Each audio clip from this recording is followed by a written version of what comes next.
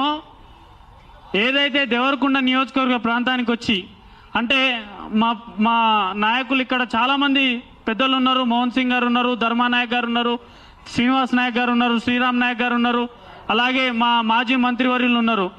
ఏదైనా ఒక ముఖ్యమంత్రి ఒక కార్యక్రమానికి ఒక నియోజకవర్గానికి వచ్చినప్పుడు ఒక 100 కోట్లు 200 కోట్లు అభివృద్ధికి అంత స్థాయి బడ్జెట్ పట్టుకొని శంకుస్థాపనలకో దానికో దీనికో వస్తాడు.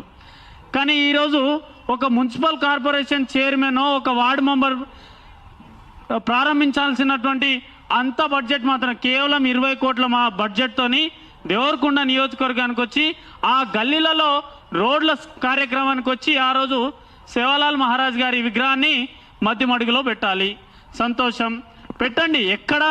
ఎక్కడ పెట్టాలనేది గిరిజన సంఘాల నాయకులు ఉన్నారు, ఆల్ ఇండియా బంజారా సేవా సంఘ్ నాయకులు ఉన్నారు, బంజారా సంఘాల నాయకులు ఉన్నారు.